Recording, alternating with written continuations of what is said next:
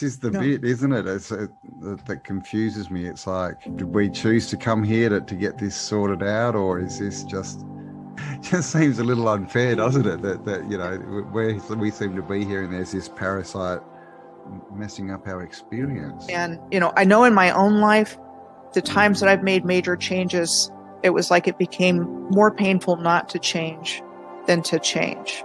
That was when I made big changes. You know, it's this whole ridiculous narrative of, it's, you know, it's an unsafe world. There's not enough for you. It's scary. Everyone's out to get you. And clearly the old civilization was completely the opposite to that. It was all about empowerment, like literally. Cosmic resonance, I think they called that one. Or cosmic resonance, that's a better name.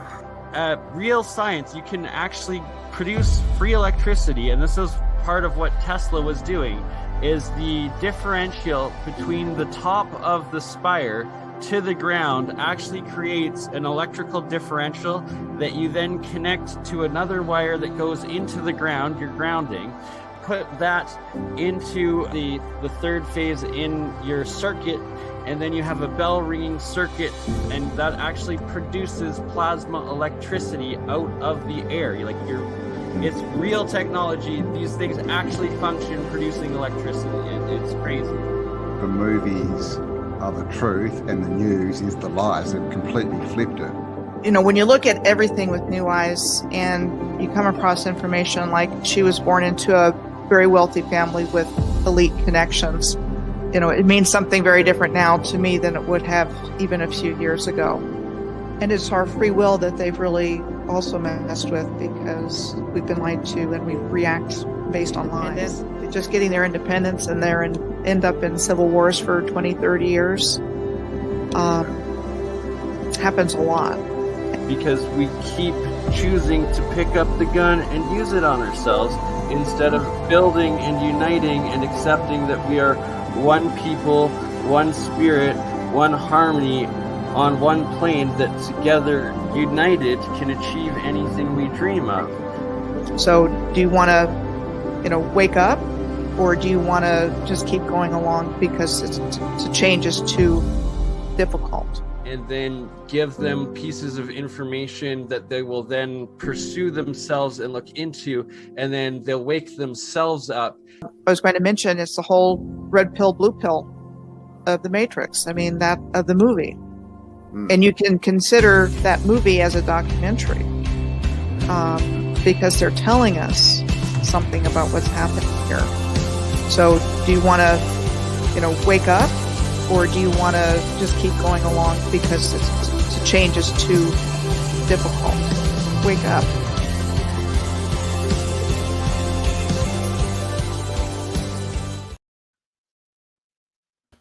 All right, we're live. There's no Paul Cook, there's no Campbell, but there is Michelle Gibson. We are still live on Campbell's channel, though, and Paul might be popping in. Sadly, he had something come up, but we will be back with him next Friday at this time, hopefully. Michelle, how are you today, sister? I'm doing great. This is actually a great time for me. It's middle of the day where I live. And apparently it's 2 o'clock or 3 o'clock in the morning where Campbell is. And so we're trying to work out this scheduling across time zone things. So bear with us. But we'll have a good show today. Indeed. And who knows? We might just wake Campbell from his sleep and have him sleepwalk into here. But if you're sleeping in Australia, that's okay. You'll catch the replay. Quite a lot of topics today to discuss. I guess I'll kind of let you take it away. Did you want to present a screen, or what should we do here? Sounds good to me. Because we're going to cover a number of topics that are interrelated. And I want to start with geopolymer, which was the topic that we were going to go over with Paul today, as well as some others. And we're going to go over it again with Paul next time, because I know what a geopolymer is. I know that we're surrounded by geopolymers that we think are natural formations, and they're actually man-made, which is what a geopolymer is. And I think Paul, with his work, is probably far more knowledgeable on that particular subject, but I can go into a little bit and show some recent examples from work that I've done, and then talk a little bit about my own background in terms of how There we I go. We've even. got Paul with us Hey, now. Paul. Welcome. Right? Trying to bait him in, trying to get, I know he might be watching, so we're just trying to bait him in. He's got the link. Okay, great. So I want to talk a little bit about how I got into this, because, you know, basically it's things that I started becoming aware of when I was very young, but it was long before I was conscious of the information I'm sharing now. It was experiences that I had, places I went, things that I read, and just a lifelong fascination, I would say, in possibly hidden history, but megalithic structures. And I would say it was megaliths that really got my interest, because you see the same things in South America that you see in Turkey. Just two examples. I mean, the exact same things. And so that was my entry point. And up until a few years ago, there really wasn't that much information on anything outside of the conventional narrative. You know, they really can't explain how they did it, but Right? somehow they did it. And, you know, they come up with crazy explanations. And so just kicking off with the geopolymer topic just a little bit. What I do is, if I don't know something, I look it up. So this morning I was just looking around for geopolymer, you know, because like I said, I don't have extensive knowledge, but I have enough knowledge to know that we're looking at something that's not naturally made. And so I found an abstract from an article about megalithic blocks in Pumapunku and Tiwanaku, Bolivia. And for anybody that's interested in hidden history, Graham Hancock's book, Fingerprints of the Gods, was probably a starting point for a lot of people. I know it was for me. It was a major thing early on when I first really started looking into this more deeply. I read his book, and it's like, yeah, how is this possible? And so he's talking about Tiwanaku, I think towards the beginning of that, in this whole region in Peru and Bolivia. Or in Bolivia, I've been to Lake Titicaca in Peru. I traveled to Cusco and did the I'm tourist thing. jealous. What can I say? I was able to go travel there again together someday. Like, we will do it. We will meet Graham Hancock or Brian Forrester there one day. I almost went on a trip with Hugh Newman and Brian Forster with Megalithomania many years ago. And Nice. it was in around 2012, 2013. I was signed up for it and everything. And things in my life didn't work out to where I could go on it, but I was signed up for it. I was going to go. And we that was. We still are. But that was before I started waking up to my own knowledge to share, information that came to me. And I stood on a lot of shoulders in coming to the perspective that I have, and that included Graham Hancock and Hugh Newman and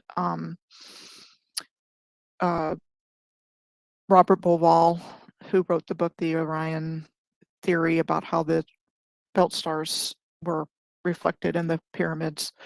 Those were all guides on my journey, but I had a particular stream, shall we say, to bring in.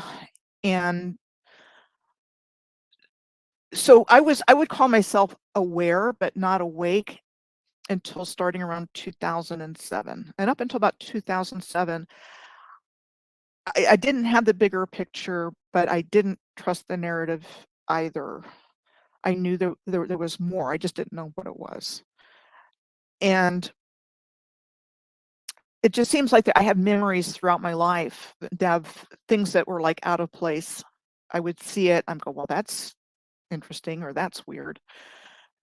And And so I was aware that way, but it wasn't till about 2007, and I had relocated to Fairbanks, Alaska, where I had lived previously. I got out of a bad relationship, and it's like, okay, it was not a good place for me. And had I all the way to Alaska to escape, right? well, it was where I ended up going back. And honestly, since that moment I made that decision, it's like it's been straight up. And it was like I traveled from the East Coast of actually Canada at that time. And it's a long story, but I was in Nova Scotia when I made the breakaway. And I went back to where I lived in Fairbanks between 94 and 99. And so I lived in Fairbanks between 2006 and 2012.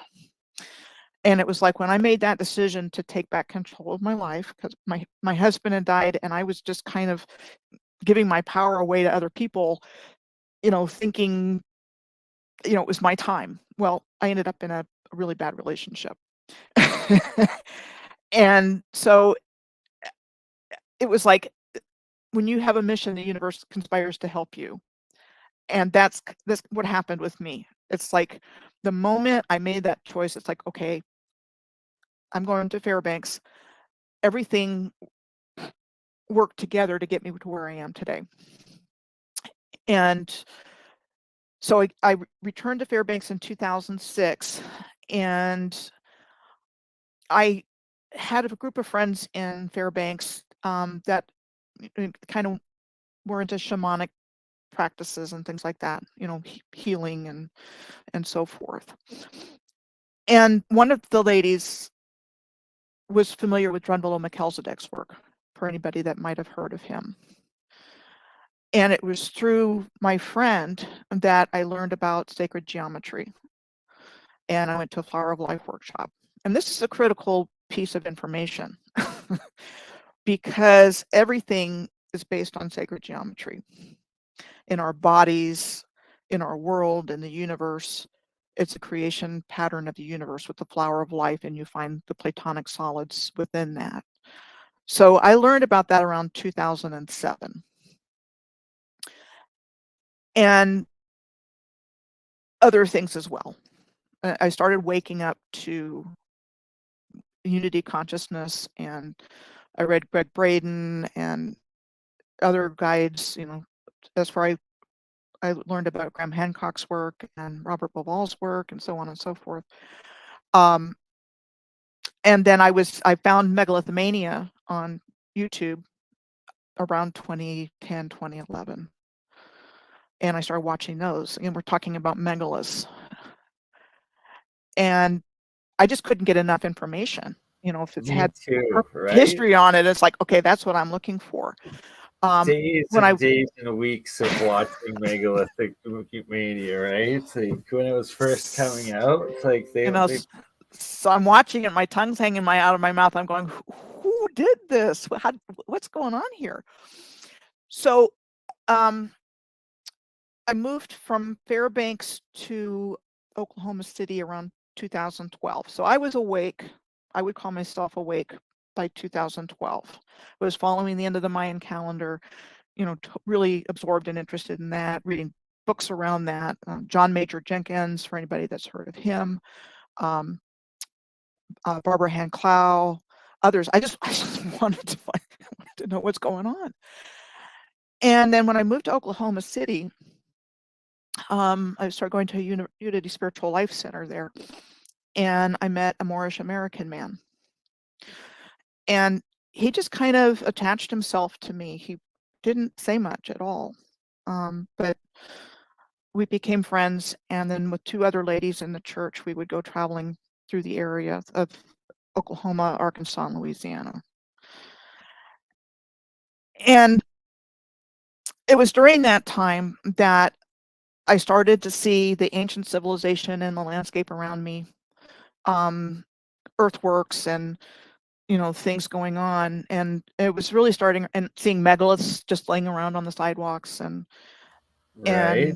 And so once you see it, you can't unsee it. see And it. I once mean, your eye opens up for the first time to this new reality, it's everywhere. it's everywhere, and that's why there aren't ever too many people doing this work, because once you see it, and if you have the skills and abilities to, start your own YouTube channel or blog or whatever,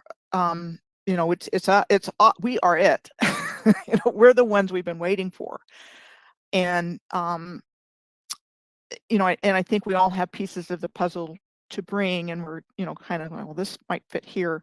They've just given us so much misinformation and disinformation that it's like, we've been lied to completely. So we just have to go with what we're guided to. And I want to give a shout out to 2 smaller channels I talked about on the last live stream I did with you, that are doing phenomenal work. And one is Deeper Conversations with Chad, and then Stephanie McPeak Peterson are doing fantastic work. And we're all, and they're smaller channels. People just saying, okay, yes, I see this. This is what I feel motivated to do. And I know there's a lot of people that are doing that. I mean, I get feedback from people that it's Helping just take your connect the camera, and starting to say, yeah, well, maybe, that does look like it's engraved and the building's much older, or it does look like there's there used to be the extra number to make the, like, 19, instead of 963, it would read 1963, but the first number looks a little sketchy. There's just, you can't have too many people doing this, and it's just really important. And I know when I got the pieces of the puzzle that I'm sharing, it was like, okay, I got this information to give back to the collective awareness. And so I want to go back to my Moorish American friend. He demonstrated the Moors to me. He didn't, when he would send me information, like Moorish teachers, it was usually when it was in response to something I said or did that was insensitive. And I didn't mean to be. It's out of ignorance. And it's out of ignorance for all of us, because we have no knowledge of the Moors and this ancient civilization. And so one time he came over, we were having a my 2 lady friends and my friend Osiris, we would meet at each other's places and watch like secret space program type things, or other hidden history elements. And right? But like, there's golden nuggets in all of it. And he wore a T-shirt, and my friend Anne said, Osiris, why are you wearing an Illuminati T-shirt? Because it looks like the Great Seal of the United States with the the pyramid and the eye and all of that stuff. And I'm like, yeah, Osiris, why are you wearing an Illuminati T-shirt? Didn't say anything. Didn't say anything. And I got an email the next morning that was hot. And for Osiris, that was really hard to get to that point, because just a sweet, loving, ancient soul. And so if you look up the Great Seal of the Moors, which is what his T-shirt had on it, it looks like the symbol on the back of the US $1 bill with or Novus Ordo Seclorum underneath it. It was taken from the Great Seal of the Moors. And so the controllers have just kind of inverted all of the symbolism that was originally part of this original civilization, and they just separated it out and turned it into different things. Whereas at one point in time, it was all part of the same thing. And so so when I got that hot email from Osiris, he would send me links for information about the Moors and Moorish teachers. And so I was open to it, because I just wanted to know the truth. And so what comes from that, and the word Moor actually relates back to Mu, ancient Mu, Moors, M-U''urs.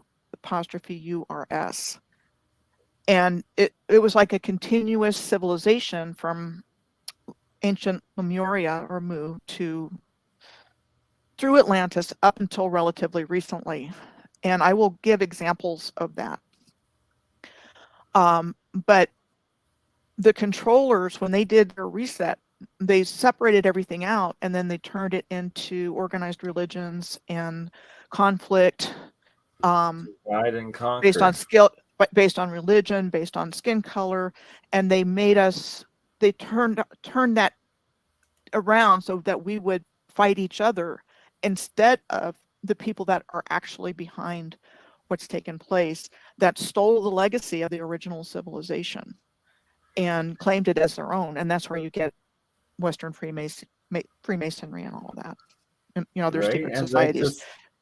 This is just a quick search on DuckDuckGo of Moorish America, and you can see all of these original Moorish esoteric symbols and cultural symbols that the Freemasons, the Illuminati, whatever you want to call them all, have subverted and perverted these symbols, just like they did with the swastika in Nazi Germany and stuff like that, destroying these sacred geometries and symbols and cultures. Right. And then they've proceeded to destroy just about everything. There's a lot of infrastructure still standing, but there's a lot more that has been destroyed, with the World Fairs and a lot of other examples. I mean, even with modern construction projects, if it's not protected in a park and you want to build a road or a housing development, it all gets destroyed and torn up, and there are earthworks and things like that. And I woke up to this in Oklahoma. So, I'm seeing firsthand how that took place. And it was like, a lot of it was experiential. And I know Paul does a lot of field work. When you go out into the field and do research work in situ, you get a lot more information than you just get looking at the internet. And if that's all you have, it's better than nothing. But if you go out and do your own research work, you start to get more pieces of the puzzle. And this is something, because it's been removed from our narrative, it's been removed from literature, books have been rewritten, we've been getting this false historical narrative. The only way it can come back is through motivated individuals that act on their impulses. And my sense is that this is information that's just dying to come back in, because without it, we don't know who we are, where we came from, and it's so important to be open, and new information comes in when you let go of your ideas about what's going on here, because I can tell you we've been lied to off the charts. It's just not even, humanity has been treated so badly, and they are, the goal of these beings is to take control of our souls, and our souls are directly connected to our Creator. And so they want that because they don't have that. They can only get that through us, and they can only get it through us if we give it to them. And that's why waking up to information is really important. Right, and if you don't have an open mind, you'll never see the universe that is everywhere but hidden in plain sight. You have to unveil your third eye to be able to see what has been hidden from us. And thank you so much, Dave's Waffle House and Lynn Jones 250 for the super chats and support. It is appreciated. And there's an important point, that the beings that are doing this hate the Creator. They hate us, but they're jealous of us, and they're jealous of the Creator. And they tell us that in books like Paradise Lost and other things as well. They've told us they have to tell us.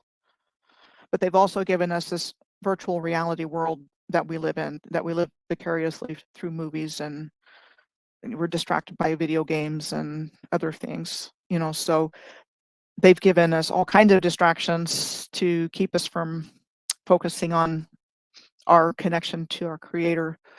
And they want that. I mean, they want human creativity and human energy.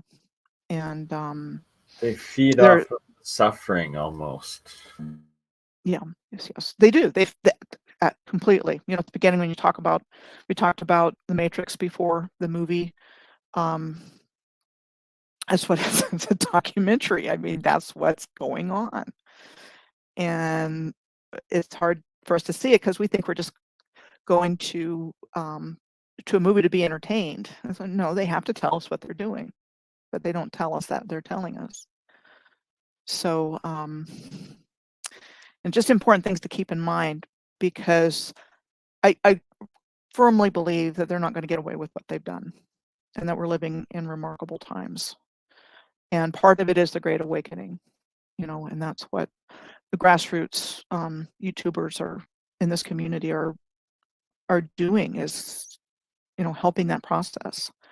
Right, the narrative is officially falling. Like, I hopped on the end of my friend the Alien Scientist stream yesterday, and he was more of like recognizes a lot of the conspiracies, but at the same time also takes a lot of the science sides, but was against the whole jabby jab and on the science of like, hey, this was like a leak from somewhere or an intentional man-made thing from the get-go. But it was on Ben Weinstein channel talking about UFOs the day before.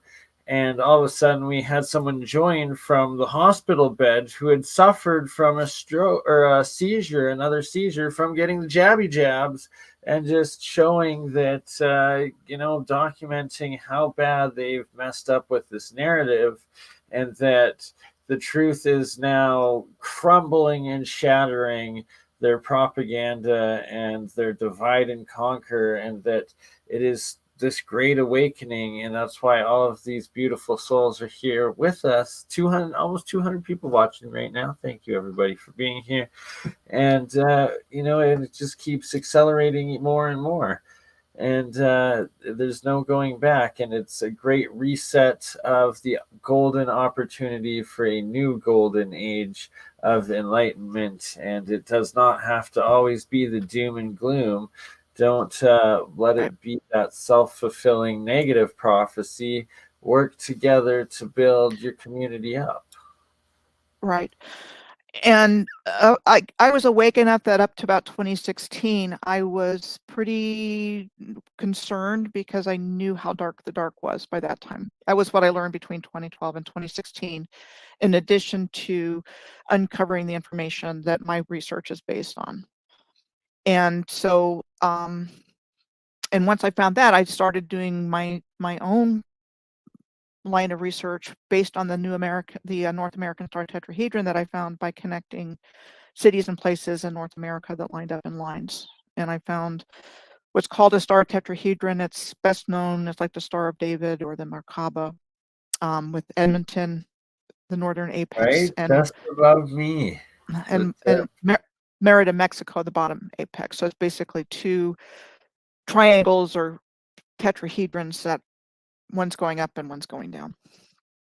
And it's a significant shape because it's like the creation shape of the universe. It's like vortex-based mathematics, and the torus, and energy cycling up through us as we breathe, and back down and up and down, and Metatron's cube. So it's all based on that, and so forgive me if I'm rambling here a little bit, but there's a lot of pieces here.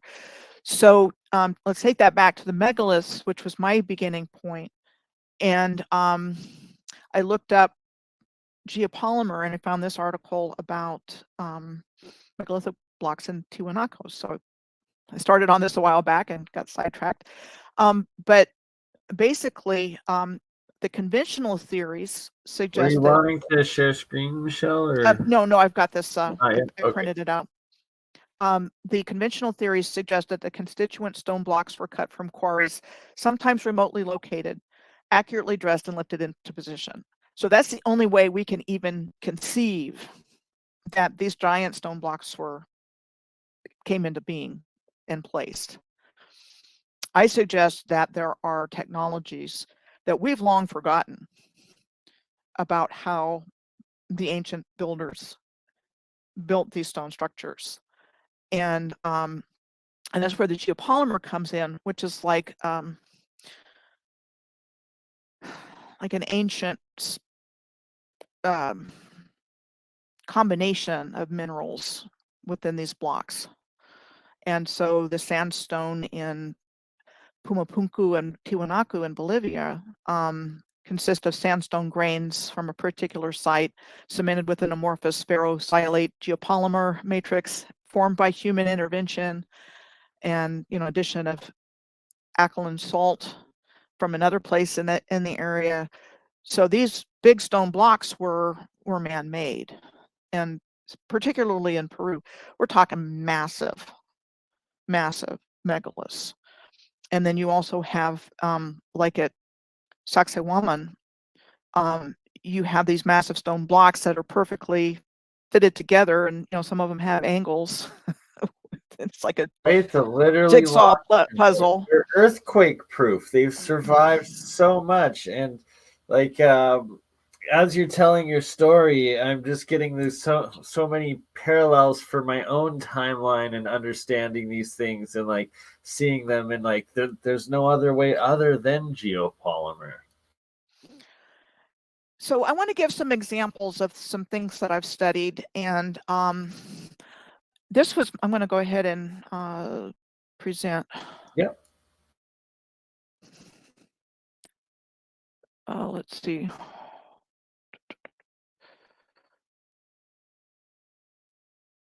So this is from my most recent video upload last night, and it's part 2 of a 2-part series that I actually did about 3 years ago. And I put it together. I had referenced it in a conversation that I had with Deeper Conversations with Chad, and so it kind of prompted me to go ahead and do it.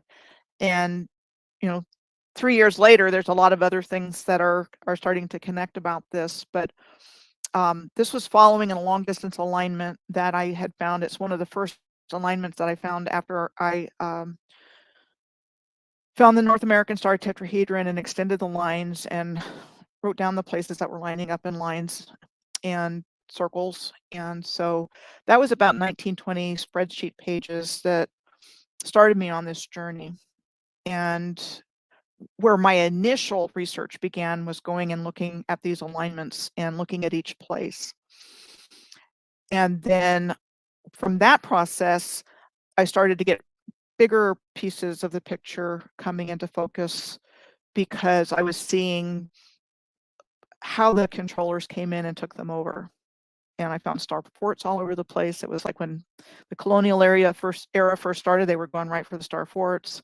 And the whole narrative that we're given about how the Spanish colonized the Philippines and the Indies, and England and Britain colonized North America and other places, had a lot to do with these grid lines.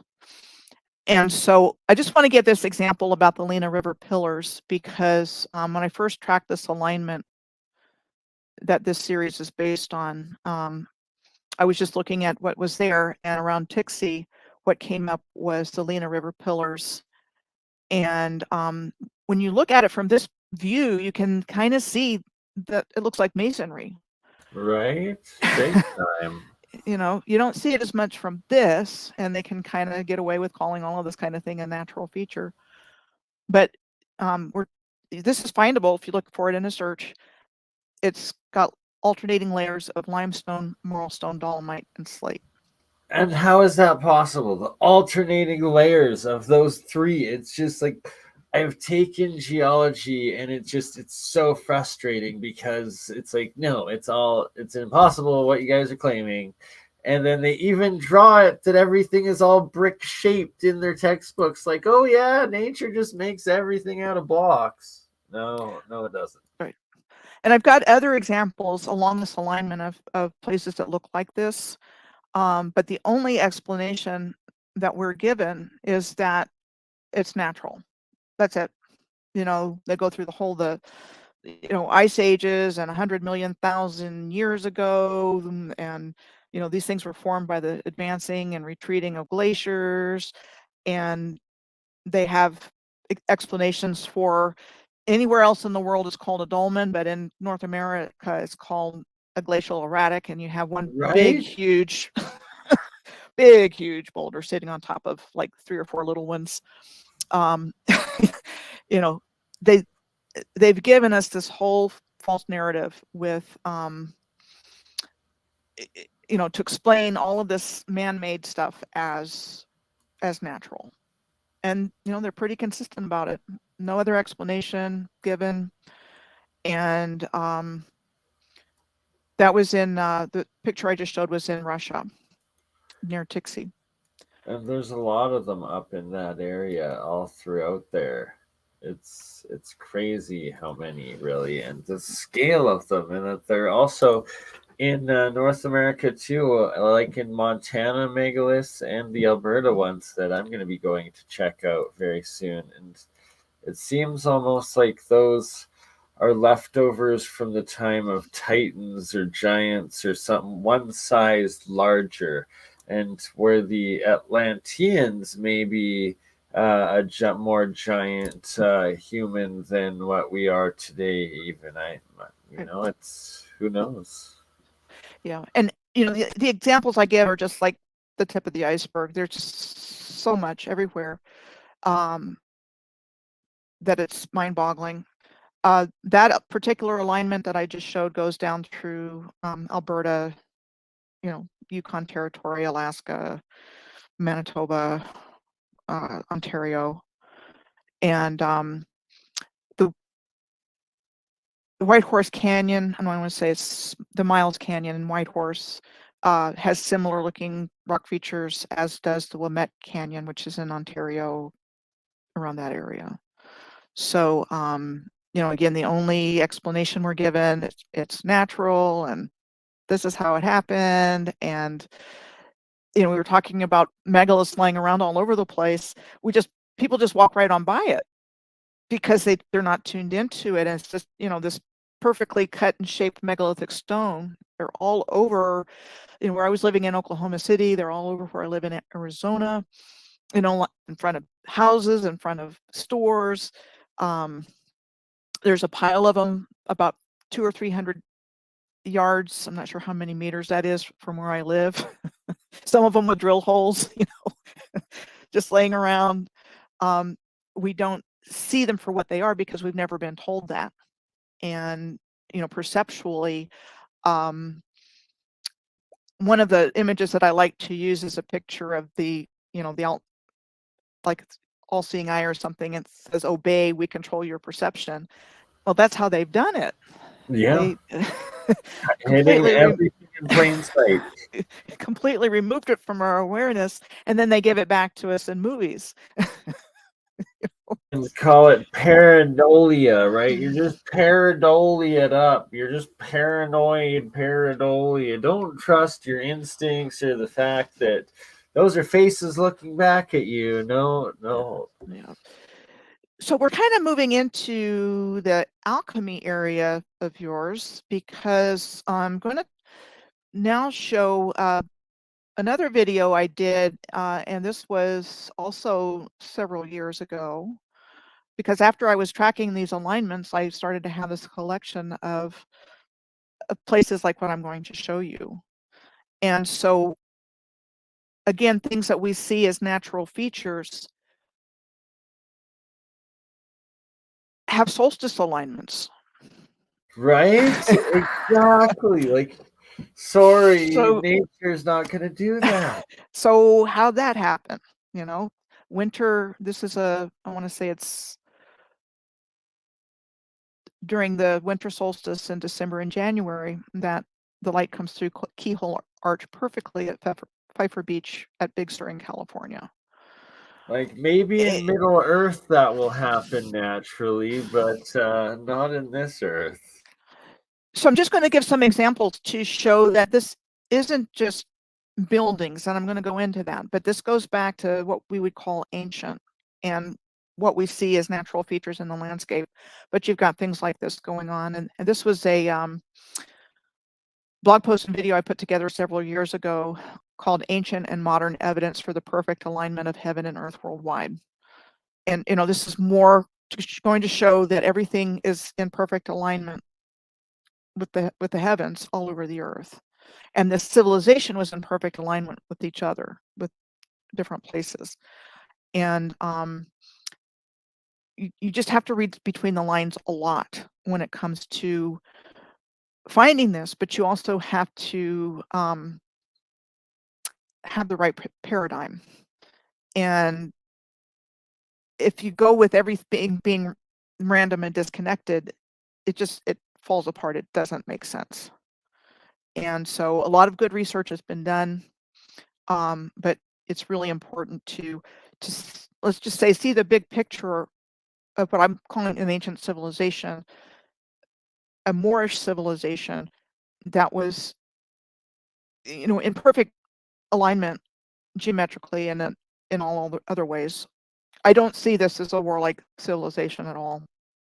I don't think it even would have been possible to have this level of integration. And I'll give you more examples. I'm not just talking out of my butt. Oh, I know. Like you're just complimenting so many that I have also given. That it's the level of macro terraforming involved in each one of these examples you're showing is just astounding. So this is coming up in Kansas, and it's actually called the Monument Rocks National Natural Landmark, otherwise known as the Chalk Pyramids in Gove County, Kansas, where you can see another solar alignment at these places.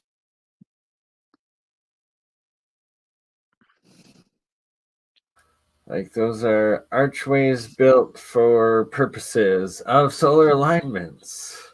Right. And that's what that's why they were doing it. It was for lining everything up. Perfect balance. This was a highly sophisticated civilization and higher consciousness.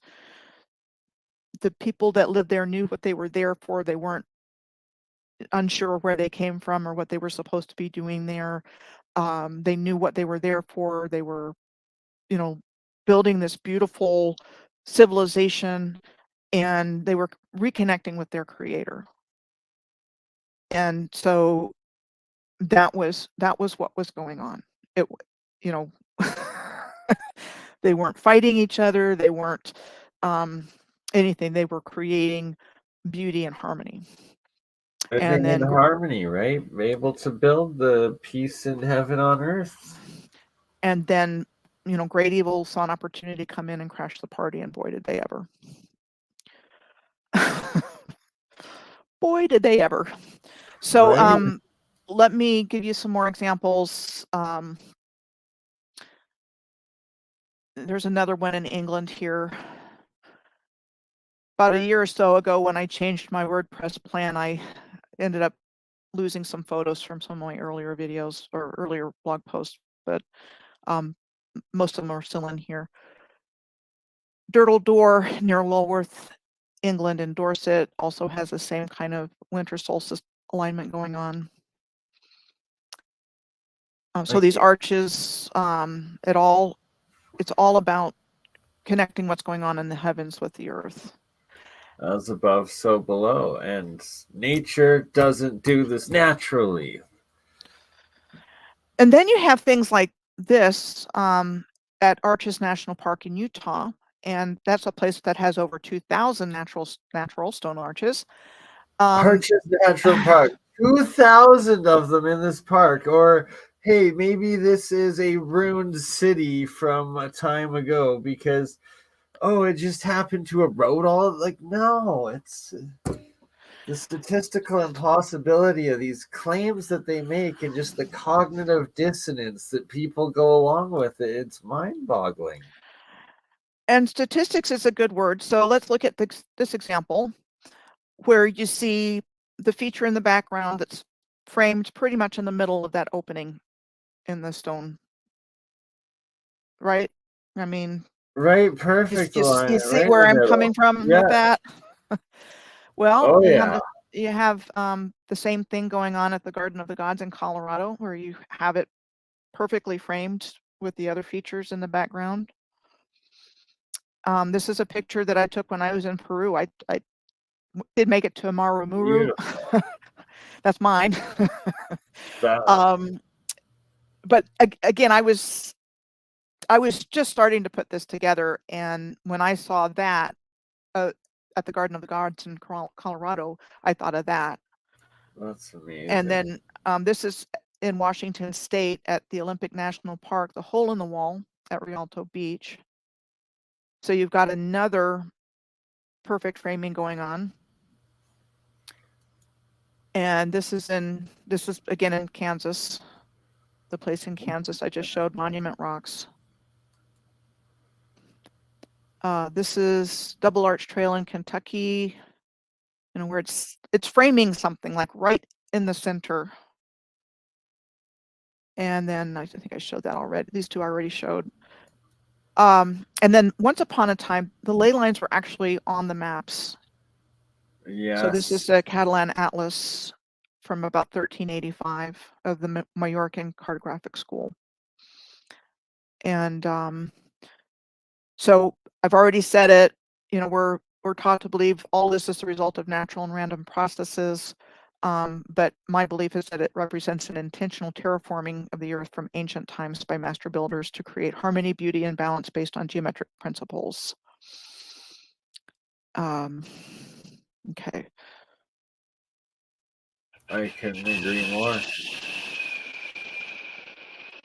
I've been studying all of this for almost 5 years intensively, and so I've got a lot of knowledge that's just, I may not remember exactly what I put on something, but I can know where I can go find it when I do the research for it. So this is the Mallorcan Cartographic School in southern France, the Balearic Islands in that area. And there's something really special going on there that we can only guess at what we're talking about, but Mallorca and the islands off the coast of Spain, the Balearic Islands. A lot to be found in all these places, but I want to start out with the example of the Palace of the Kings of Mallorca in Perpignan, France. I found this place on Tracking and Alignment. You find that same framing going on. And I got a lot more examples. And just like how the architecture, all of these architectures, well, yes, they are man-made, and yes, they do align up with the solstices and the equinoxes. So how do these supposed natural arches and features also include these same alignments? It's preposterous. It's truly mind-blowing. So, this is the example in France. Here's another example in Spain, in Seville. So this is Gijón in Spain. Seville, Spain, which is clearly Moorish architecture. More examples of that. The Alhambra in Granada, you've got the same, perfect symmetry going on. You have it going on at Oxford University in England with the archway framing the whole big building perfectly. Right? You have it at Manners, you have the same thing going on, this archway framing the gate. You have the Tower Bridge in London. Same thing. Much better chance that those supposed natural ones doing the same stuff are just the ruins of leftover original ones of what you're showing right here. Yeah, either that or intentional terraforming. It's probably or likely a combination of ruined infrastructure, or it's meant to be there doing something. And again, we don't have any concept of this original civilization, so we can just put puzzle pieces together to figure out what was going on. But I've got more examples. You've got the Eiffel Tower framed here by whatever this is, but it's another example here. You've got this military school framed by the archway of the Eiffel Tower. In Bavaria, you have the archway framing these buildings here. And another example, this is also in the same place in Germany, Landshut. And then you have, this is one of my favorites here, the Fisherman's Bastion in Budapest, Hungary.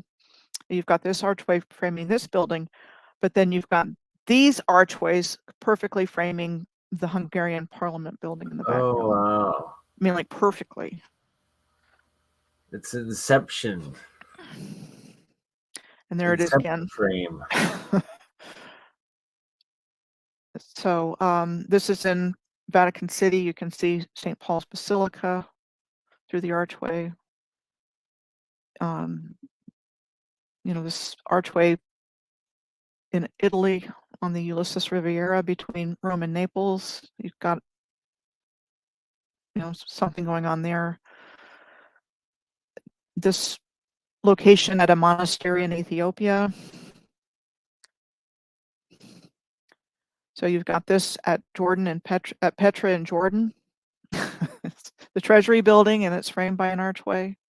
And that is a massive building. That looks like the in-between, almost like, the missing link right there in between the natural and the man-made alignments. Right, and that's cut out of stone, that location. Right, or it was all poured as geopolymer. We don't know how they did it, but what they left behind is just incredible. The Blue Mosque in Isfahan, Iran, same phenomenon. That place is so mind-bogglingly intense. You have this mosque in Abu Dhabi in the United Arab Emirates. It's just beautiful architecture. It really is. This is in Oman, Muscat, Oman, at a mosque. This is the Taj Mahal in Agra, India. There's another one this is in Delhi, India. Sorry, I'm missing some pictures. This is in the country of Georgia. And Chechnya. The original criteria. This is in China. Same idea. In Indonesia, this is before and after, or I did have a before and after picture of the of this particular mosque in Banda Aceh, which got submerged by that tsunami, Boxing Day tsunami. Oh. But you've got the archway framing that perfectly. This is off the coast of Brazil, on the island of Fernando de Noronha, which is loaded with star forts. You've got the same framing going on with the arch. Right, look at that. This is in Guadalajara, Mexico. This is Stanford University in California. All right. Okay, this is Jefferson Memorial in Gretna, Louisiana. So you've got the archway, and then you've got the courthouse framed perfectly. And this is Rollins College. This is where my grandparents went to college, or where they met, in Winter Park, Florida. That's the creation of Michelle right there. It's aligned. Jeez. I guess, do we pick our families, or do they pick us? I don't know. Right? I think it's a little bit of both. So, so anyway, like I said here, I don't know where this picture was taken, but there certainly appears to be a solar alignment occurring in the center of the arches. Undeniable solar alignment. So, I mean, when I talk about that kind of stuff, oh, let me show you something else here real quick. No worries. So before we started talking, I mentioned lighthouses with solar alignments. I'm looking at your question. I am Kairos. I've looked at San Francisco and the Golden Gate Bridge, and I know there's starports and lighthouses there. It's an interesting place. So I just wanted to share these alignments with lighthouses where you've got the same kind of phenomenon going on, and not just one lighthouse. I mean, this is not a case of at the right angle with the right camera. It's like this is consistently found. Right, and over and over and over again. And I absolutely believe there's a lot more going on with lighthouses than we're told. So there's that example, and you can look it up. I just typed in lighthouses with solar and lunar alignments, but even if you just type in lighthouses, you can find examples. Yeah, most images of the lighthouses at night have like the moon right over top of it every time. Right. And one more along those lines that I want to show you. I've talked about it at different places in my work, but not all in one place. You've got the same thing going on with these Capitol buildings. Yes. Right. So, again, the point is this is not random. Exactly. Like this built intentionally for these astrological not alignments. Random. Which is really the point that I wanted to make with those. The big door in the middle, and then the one on the left and the one on the right next to it, a little bit smaller. That's the solstice, the two equinoxes, and the solstice, and that's a astrological architectural alignment every single time in those buildings. Yeah. So again, when I talk about this civilization the way that I do, it's just not like guessing. It's like this is almost 5 years of looking at all these places and finding all this stuff and saying, okay, there's something to this. And there's a war for our consciousness going on. We're in a war, a spiritual war. And it's like and we're people are waking up, but there's still a lot more to wake up. Exactly. They're trying to reset us every single day. That great reset they're trying to impose right now and indoctrinate every day through the schools, through the academies, and you have to be aware and you have to be self-educated. Right. And I see Sherry's comment about the lighthouse for sale. You find things like that. You find also find starports for sale. Get turned into hotels and things like that. One day, I swear, Michelle, maybe 10 years from now, if we keep growing, getting the word out there, eventually we will have our own Starfort Island hotel getaway where we will do trips with Brian Forrester and Graham Hancock and the rest. It will be a good time. I love your ambition, Bernie, but I don't know. Right, one day at a time. I would rather go on a world tour. Yeah, exactly. Of obscure places. I mean, we're not even talking about the well-known ones. We're talking about places that used to have starports, but there aren't there anymore. There's a Cairo, Illinois, at the tip of southern Illinois, where the Mississippi and Ohio rivers, converge, or canals. Let's call them canals. What they are. Yeah. And the there used to be a Fort Defiance there. Well, not anymore. You can go see the sign. But I found starports at these river confluences. Pittsburgh has two, but not just on one continent. I found them in other places as well. Whether there's a switch point, which it might have been, or a power point. the patterns are there, and they don't even come close to matching what we're taught about them. Everything's random, built for the French and Indian War or the War of 1812 or British fears of French invasion during the reign of Emperor Napoleon III, which is when a lot of the star forts in the British or English Channel were said to have been built. Right. In the Isle of Wight. Oh, these magical Napoleons. That's who built it all. So King Henry VIII has a couple attributed to him. There's a lot of cover stories going on, and I just, lot of facades. there's a lot not to trust in the historical narrative. They've just given us garbage. It's so true. And called it truth.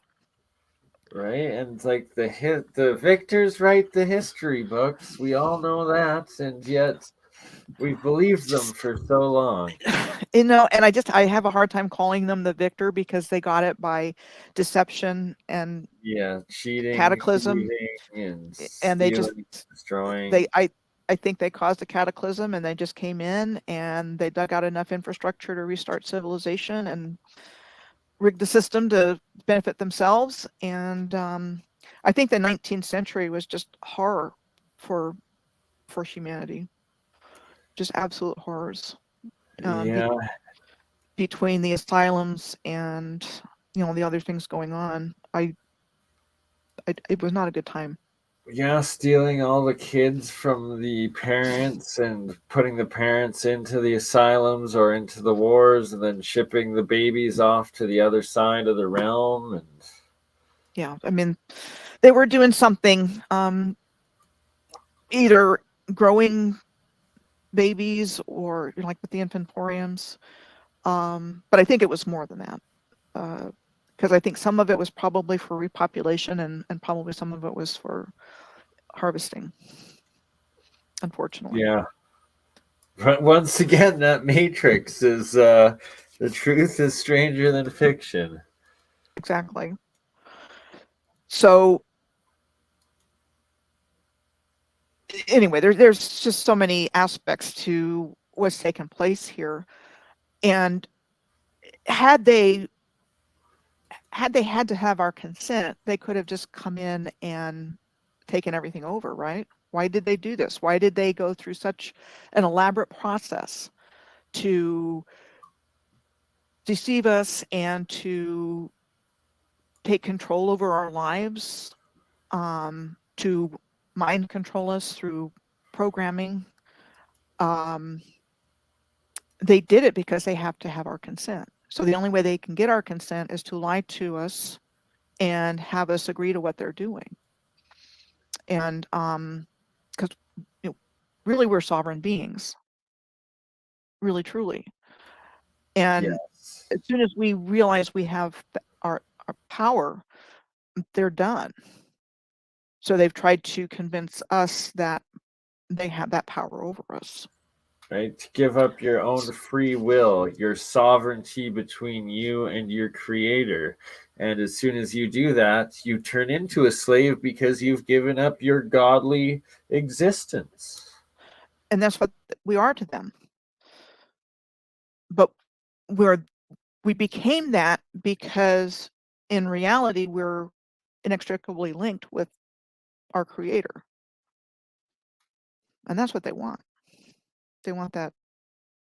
Want to try to convince us that their parasitical selves are the Lord and Creator and not the truth. Not our own divine beings. But the other thing is, when you start looking at a lot of this stuff closely in the historical record, without the internet, we wouldn't be able to go and do our own research. So they got away with it most of the last couple hundred years. But the stories they tell us about how things came to existence are just ridiculous. It doesn't add up.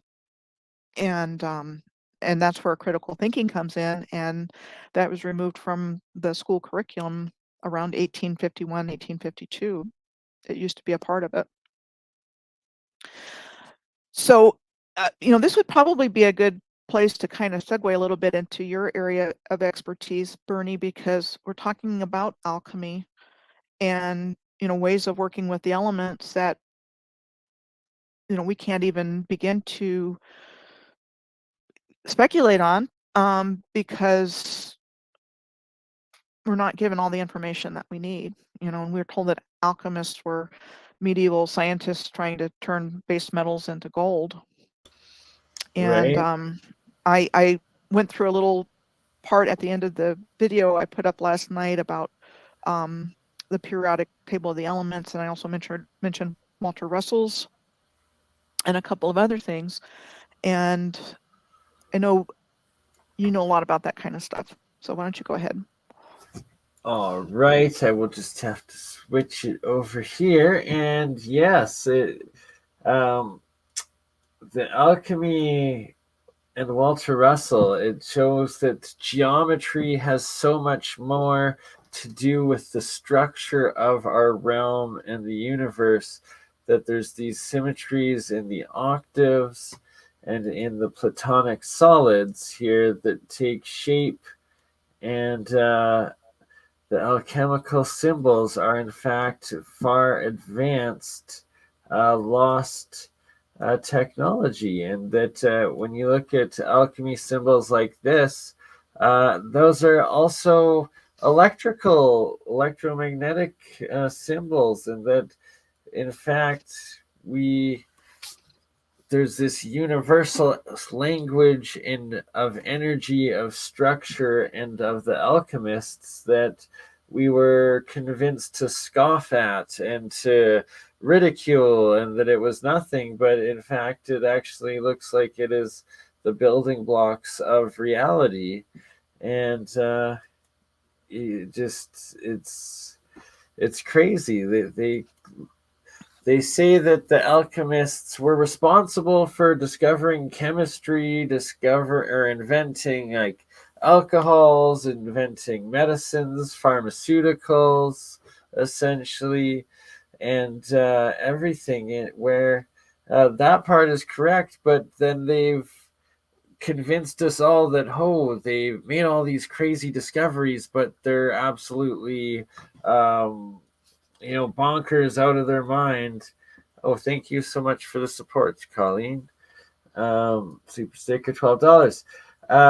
And that what they have done is removed the spiritual side of alchemy that connected the metaphysical realm with the physical realm, and made this science of the West, the science of today, of academia, completely physical and completely inept and retarded to the grander conscious universe and creation that is everything. And that in the East, like Eastern alchemy, Eastern philosophy, Eastern medicine, they still include all of these different esoteric and metaphysics aspects and energies and sciences into their practices, into their society, into their understanding, and into their daily lives. And it's because they haven't lost that original touch and connection with it through this alchemy.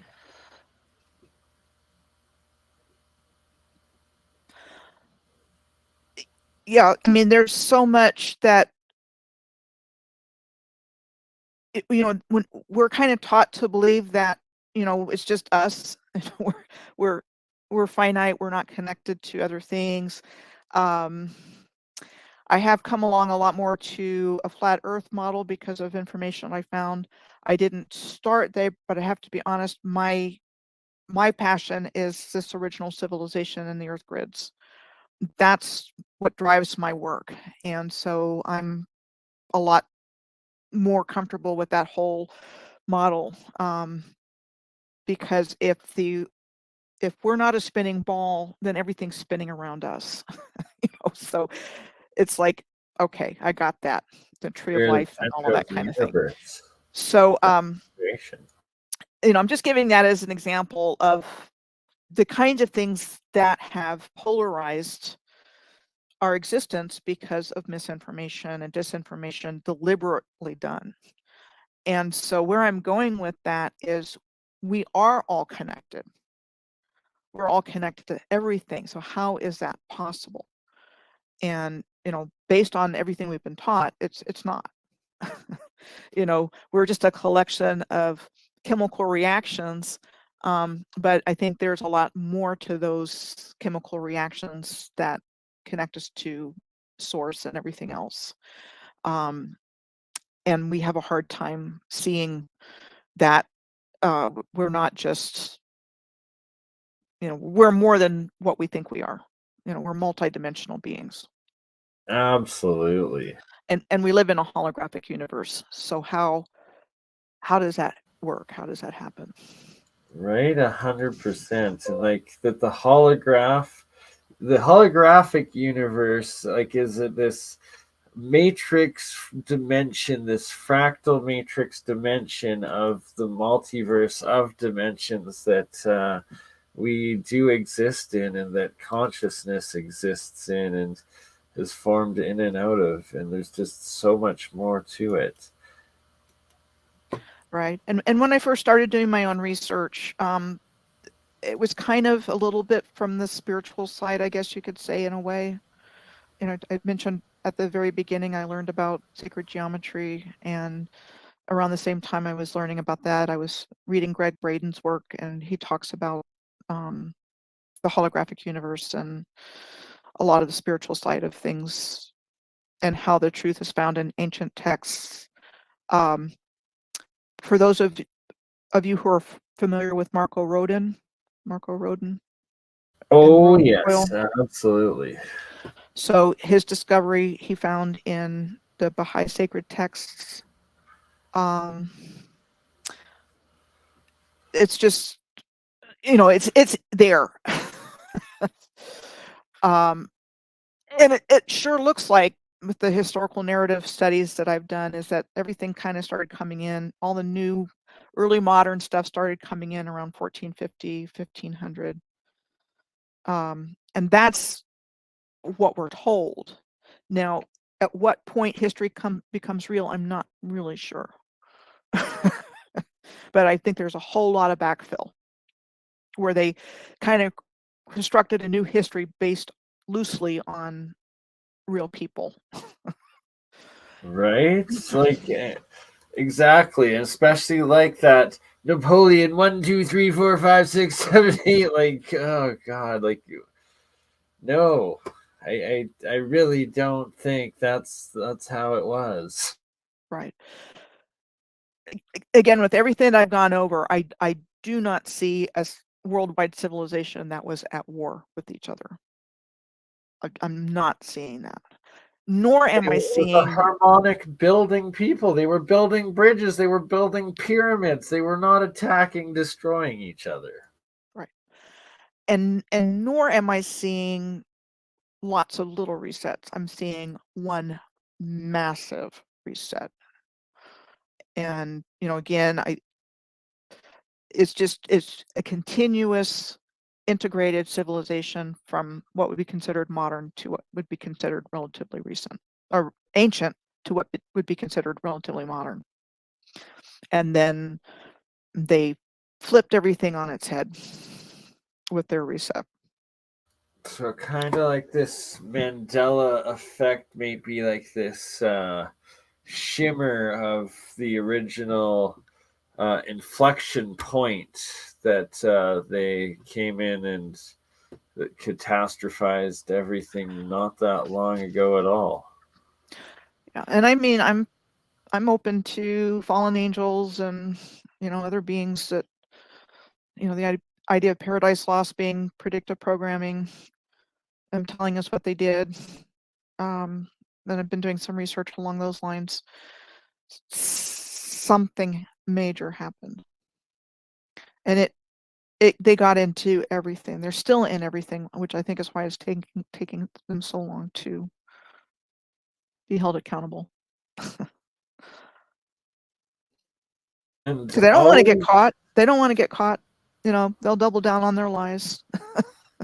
Right? And accountability is key, and that for everyone out there, you have to be accountable first with yourselves, with your family, your friends, and the world. And it's the only way for us to have an honest future and an honest life. And that is how we will beat these parasites, is by being honest and accountable, and coming forward with the truth and figuring out the past to build a better future.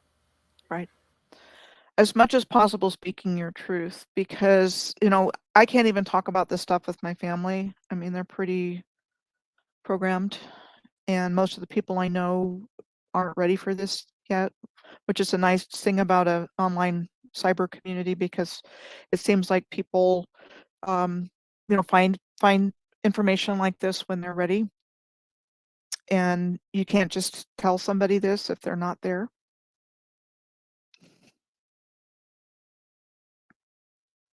Right? Like if someone is not ready to wake up, they will resist it at all costs. And in fact, oftentimes you'll create division within your own family, just trying to enlighten or what you think saves them with the truth. And it's that people have to be able and ready to wake up on their own, and that you have to discuss it with those that are awake and ready, and just put the information out there for your loved ones when they are ready, but don't try to force it on anyone when they're not. Yeah, it's a non-starter. and could actually be more damaging than helpful.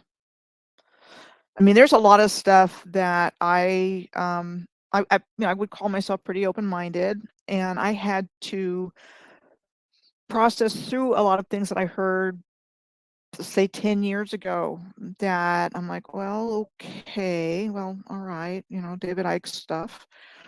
But I'm like, okay, yeah, but it took me a number of years to get to the point where I could see it and understand it. And then when I first heard it, it's like, oh, that kind of sounds a little out there. But I'm not saying it's not. I'm just saying I'm not ready to embrace that yet. And now I just know that the evil is far worse than we can even imagine. I mean, I know a lot of stuff, and I know I don't know a lot of the really ugly, dirty stuff, but I know it's there. Right? The stuff that we don't talk about. And it's it needs to eventually be exposed and come out and dealt with, but at the same time, until that time is ready, you just can't get into it, or you get stuck in the depressing aspects of it and the horridness of it. It's like traumatize yourself with it, that it will come out, it will be dealt with, but we'll leave that to the professionals and the actual people that will deal with it. Right. And there's a lot of other people on YouTube that do, so it's like not my thing. And Rumble and OdySee, but it's not putting my head in the sand and not wanting to acknowledge it. It's like, I'll leave that for somebody else, because this is my thing, what I've been talking about. Exactly. And still always listen to it to know that it's out there, but just won't focus on it. Right.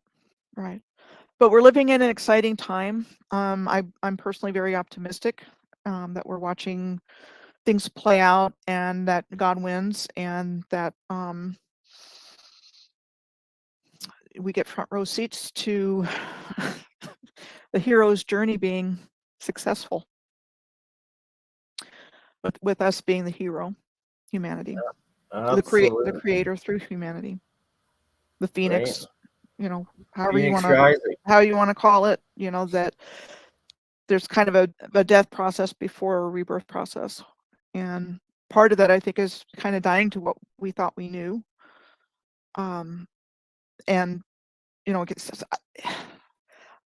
I wish that the world I thought I was growing up in, and I'll be 60 this summer, I wish that was, what it was. but we're living at that time where it's becoming clearer and clearer that something's really wrong.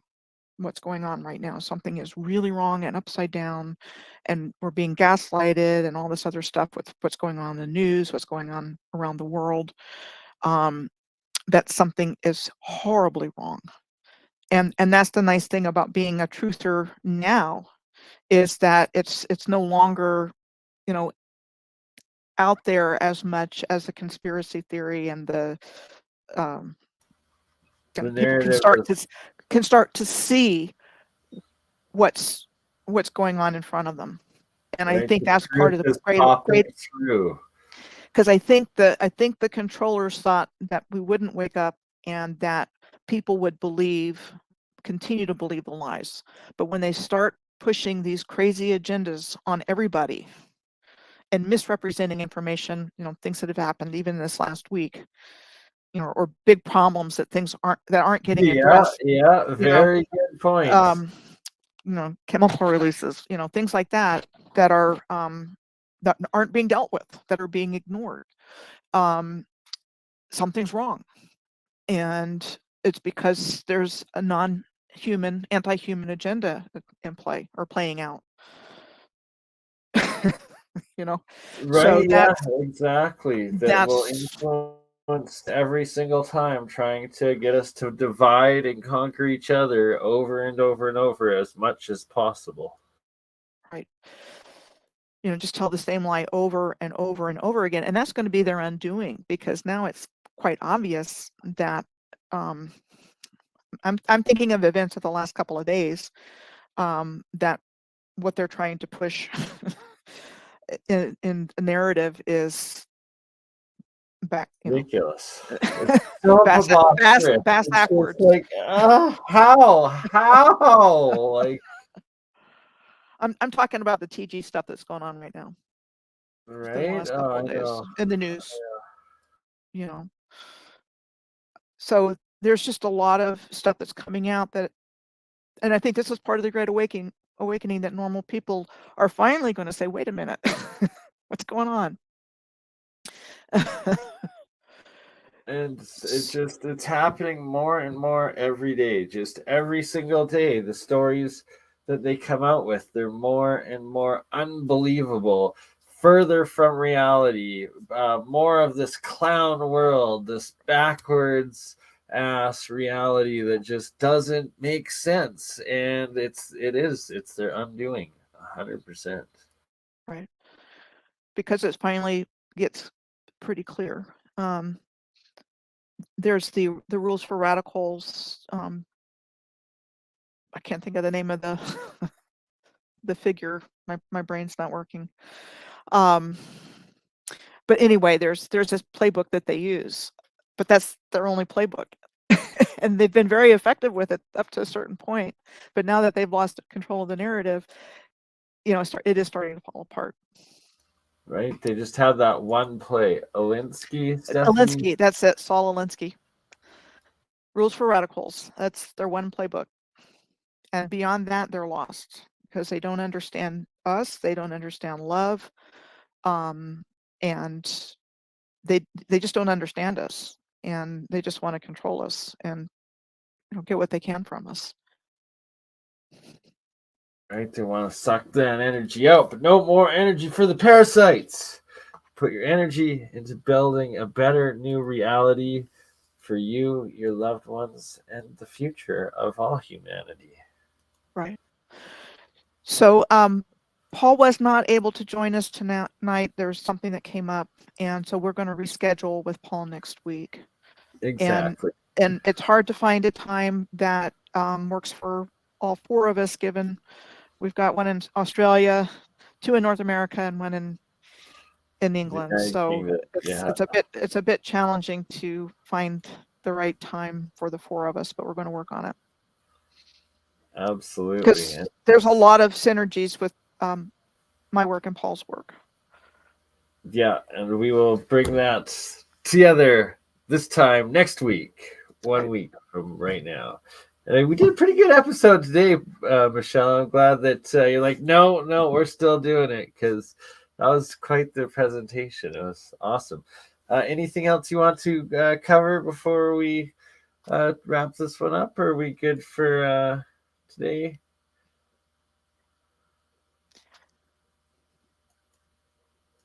Oh, hello. This is just the tip of the iceberg of a really big subject, and anybody that's motivated to start looking around your community or follow your own passion, we can use you. It's not hard. If I can do this, anybody can do this. I'm not kidding. I never blogged in my life until 2018, and I was going to put out one video, and somebody subscribed, and I thought, well, geez, I need to make videos now. And so I found the easiest video making program that I could find and started to turn my blog post into videos. And I'd never done it before, and I just felt like it was important to get this information out any way possible. And I've been doing it for almost 5 years. Right, and it's turned into a whole new life of amazingness, and that we need the boots on the ground of wherever you are. If you're by a star fort, you're by a castle, you're by a megalith, a dolmen, a glacial erratic even, just take a little video with your camera or your cell phone and upload it to your YouTube channel and share. Or like Michelle's saying, create a little blog post. It's both a self-bettering fulfillment that you'll feel yourself in achieving it when you do it each time, and you're helping build the evidence for all of the community. I am Kairos. If you haven't seen my last 2 videos on that subject of finding mining and mineral occurrences on alignments, I would say at least watch those. And my area of expertise is not the actual mechanics of it. Mine seems to be grid lines and maybe being able to see the bigger picture just because of my unique life experiences. I mean, one of my first experiences, I was about 6 years old, and my dad practiced softball.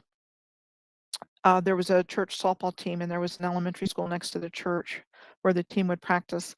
I wasn't interested in that, so I ran off down into the woods next to the field.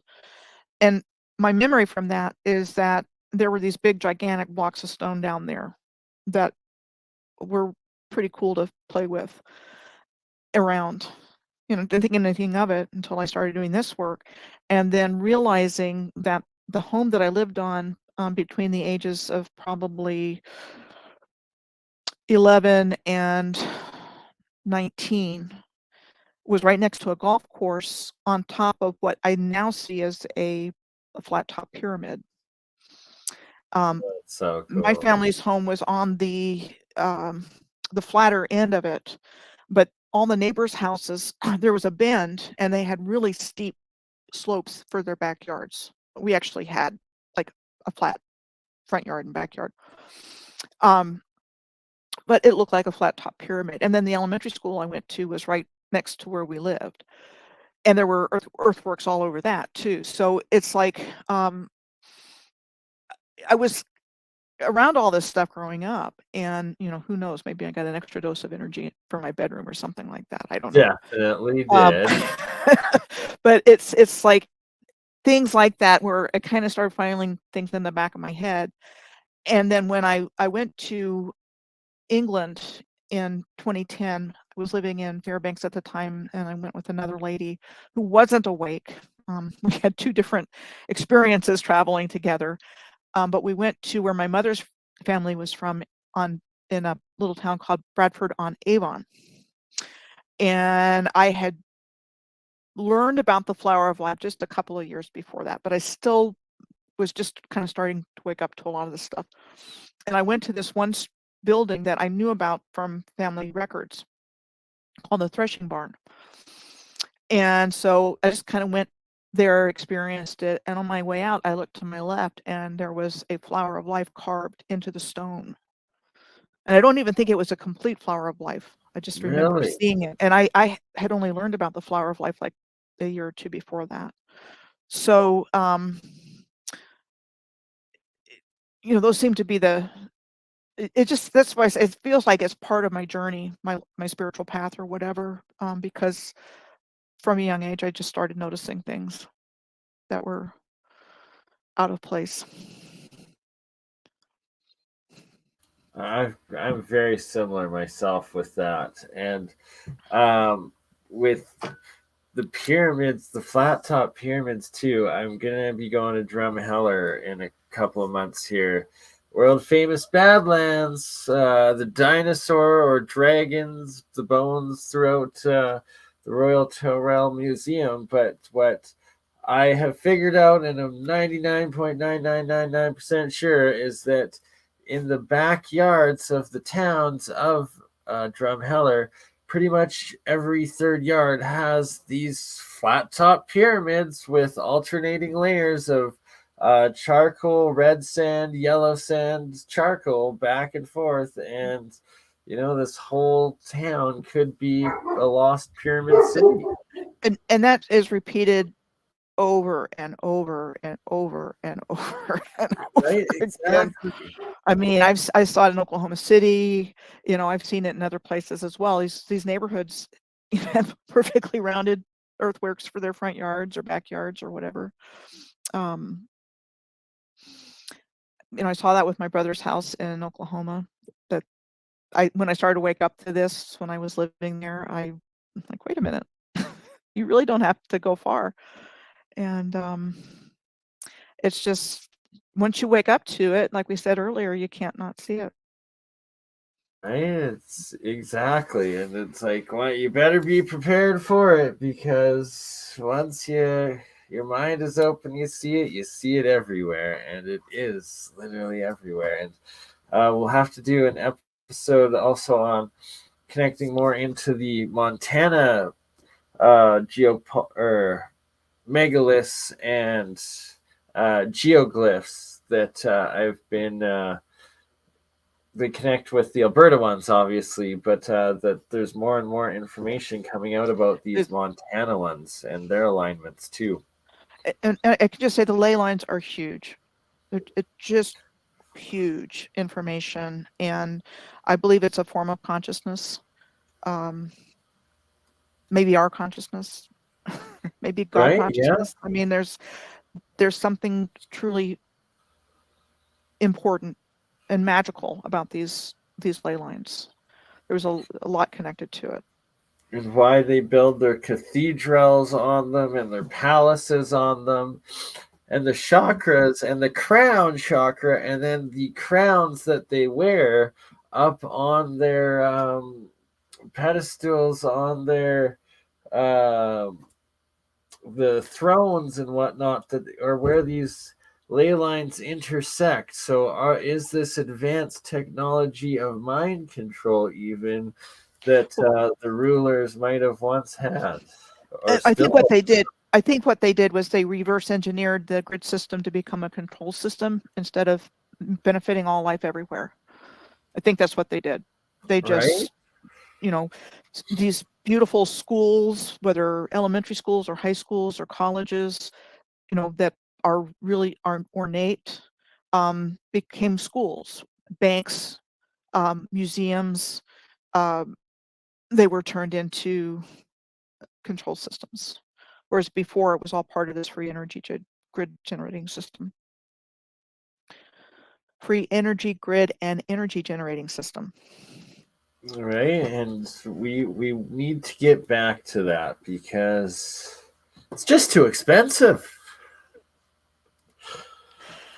West San, I think it's Ley, not Lay. Yeah, Ley. Yes, ley lines. Yep. Ley.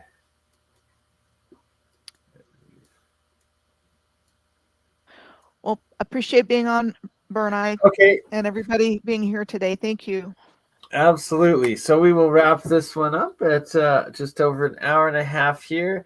We will definitely be back next week with Paul. He does apologize that he wasn't able to make it. Last week when we were supposed to do it, you had to rebook. So this week he had something come up. So next week it will happen 100%. And this was still a very excellent episode. Thank you so much for your time, Michelle, and for everyone being here. We love you all, and we will catch you on the next one. And go subscribe to Michelle if you haven't already. Ta-ta.